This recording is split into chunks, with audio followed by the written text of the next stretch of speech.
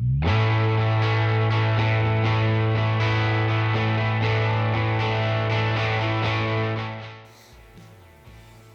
I'm Brian Bell. I've been asked to show you guys some of the steps I do to teach a horse how to stop. In the beginning, I like to take these horses and teach everything from a walk and a trot. And I basically do a lot of it in a circle. Like with a young 2-year-old, I'll trot him along. Ask him to stop, I'll say whoa, and then take a hold of him. And like right there, she first took a hold of my hand, and when she did, I just held on to her until she released her face. I always make them take a step back. I want them to, from the beginning, learn how to start pushing their hind leg up under them. I don't really want them to, at this point in the training, I don't really want them to put their head up or down. I want them to put their hands right in my hands. I want her to pick her shoulders up every time I take a hold of her. I don't like to, in the beginning, to teach a horse to stop on a loose rein that much. I think it kind of creates problems, later if you are not able to handle them. Asking her to stop by saying whoa and taking a hold of her, well, she has to get in the good position with her head and neck and her shoulders. I want her to pick her shoulders up every time and transfer her weight from the front end to the back end. As she gets comfortable with me taking a hold of her, asking her to stop, then I'm going to be ready to,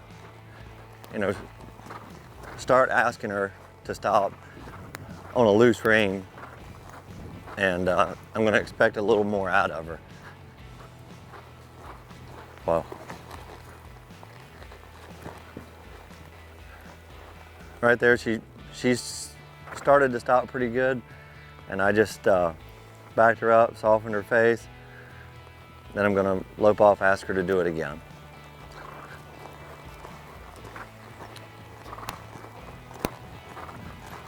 And if I'm loping along and I don't feel like she's comfortable in the face and letting go of her face like I want her to, I won't ask her to stop until she is nice and relaxed. Well, there you go. And see, like that time, she didn't push on my hand. She didn't drop her front end. She just put her butt in the ground and let go of her face, just like I wanted her to.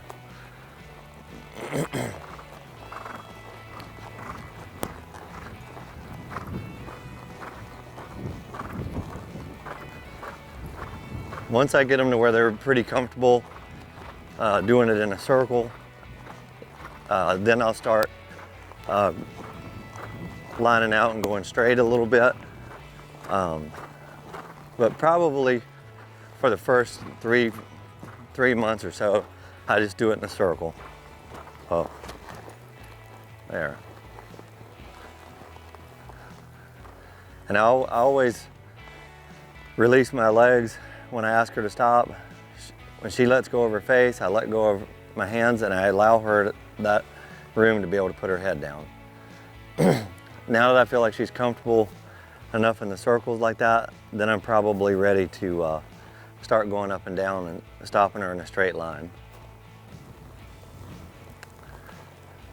After I've worked on my horse stopping in the circles, I'm going to go along and I'm going to work on her stopping in a straight line. Just like in the circles, I want to make sure that she's loping comfortable, loping relaxed. Well, I'll go along, make sure she can stop going slow before I ever go fast. I'll spend a lot of time just going up and down and not really making her speed up. I'll do a lot of that two-handed in the beginning because I want to if she pushes on the left side of her face or the right side of her face, I want to be able to have, both hands on the reins and be able to address that if I need to.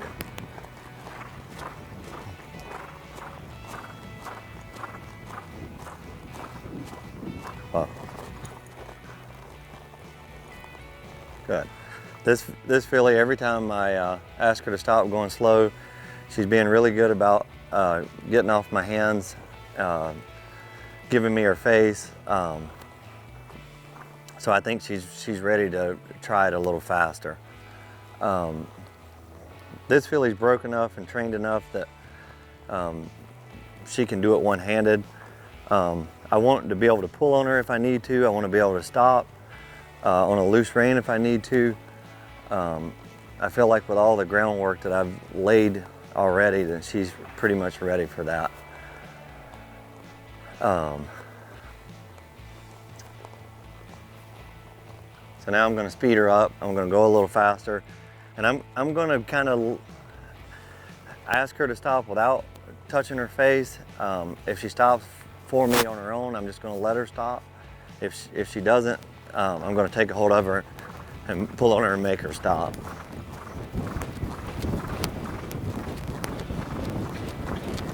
Whoa. And right there, she made me pick up on her just a little bit. She got a little bit crooked, and I'm gonna straighten her out, make her give her face, and I'm gonna push her body back together.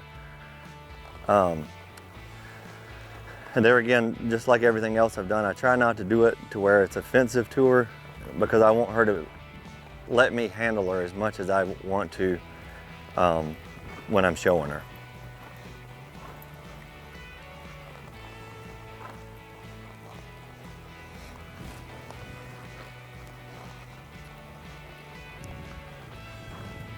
I'm going to walk down here to the other end. I'm going to turn around.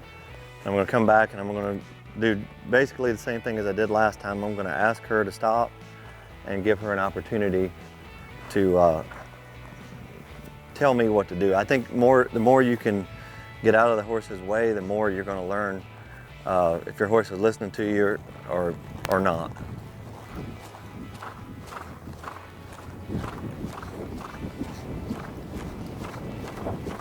Well,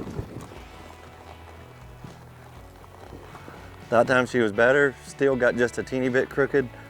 I'm just going to push her butt back up under her a little bit and allow her to back up.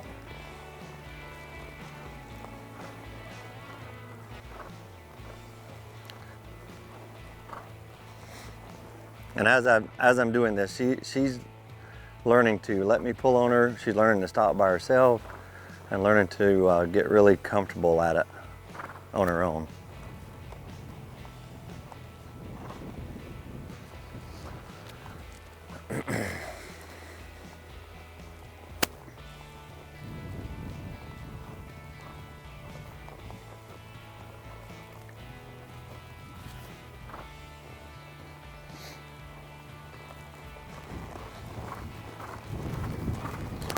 I'm going to run down here, ask her to stop again.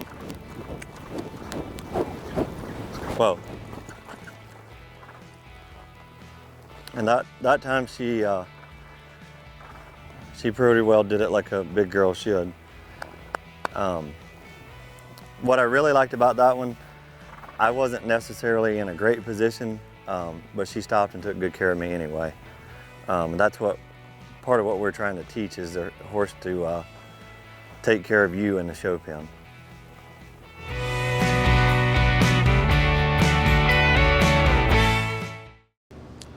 Markel has had the privilege of being affiliated with the National Reining Horse Association for over 20 plus years. And fortunately or unfortunately, I've been representing Markel for almost all those years as well.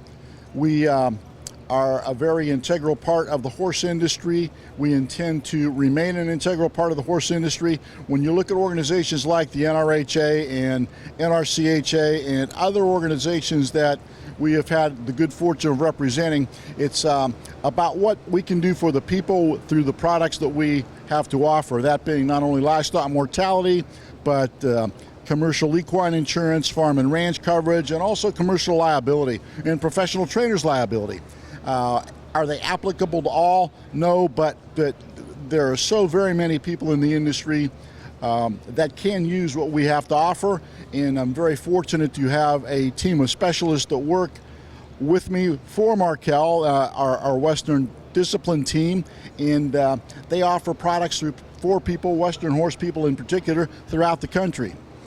We have some other opportunities that are becoming available now with the hopeful addition of a new organization and some new entities, along with some other products that Markel offers as a corporation.